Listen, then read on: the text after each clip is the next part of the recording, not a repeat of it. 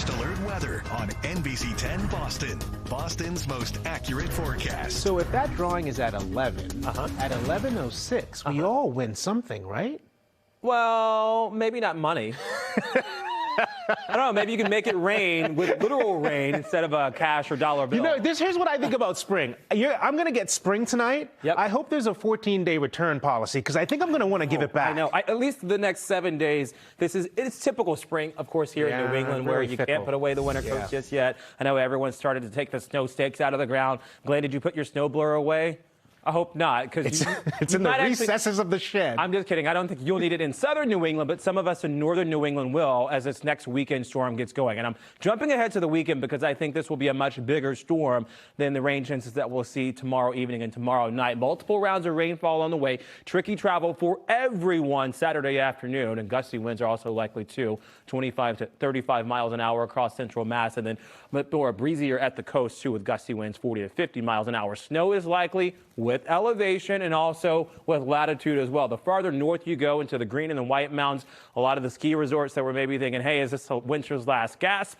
At the very least, we get another one here with the storm coming in on Saturday and into Sunday. Minor coastal flooding, too, with that onshore push of moisture. I want to take a look at two systems that will phase together and bring us our one larger storm into the weekend. There's a northern branch here. You can sort of make out where the colder air is with blue. That's snow associated with that. And then Thursday night, there's a new system developing across the northern Gulf Coast. It has a bit more potency with it. It has more moisture with it. Has more warmth with it, too, again, across the south. But as that colder storm meets the one across the south, there is a point, I think, where we'll see a brief mix across central Massachusetts, perhaps the lower Merrimack River Valley.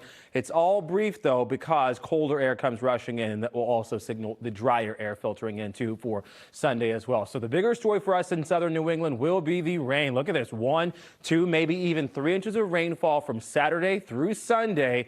That will be much more substantial than the child's play of Wednesday's rain that we see in the evening. 52, by the way, for a high tomorrow. That's warmer than today. Then we're going back down, 42 for a high and a windy day. And then Friday brings us a sunny finish with temperatures pretty much par for the course for a seasonable average. So let's track the Wednesday showers going through, again, the afternoon and evening time frame by 6 o'clock. Scattered activity across Bristol and Plymouth County and across Cape Cod and the islands, too. And then a much more larger draw of moisture across central Massachusetts and Norfolk County as well, right around 8 p.m. It's at this point where this will be the brunt of everything, and it's a pretty quick moving system. Note there is that chance of snow. I don't think it's going to be widespread for everyone Wednesday night. I think we'll likely see trace amounts to perhaps 1/10 of an inch of rainfall, maybe up at most 1/4 of an inch of rain for Wednesday evening and into portions of our Thursday. It will be chilly, though, by the way, Friday morning behind this system with single-digit wind chills and perhaps in the teens Friday morning with a wind out of the west at 10 to 15 miles an hour. Our temperatures are also right around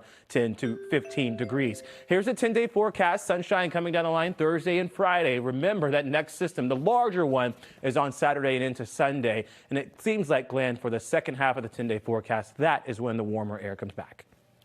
So spring just arrives a little bit later than the calendar says. Exactly. Okay, Devin.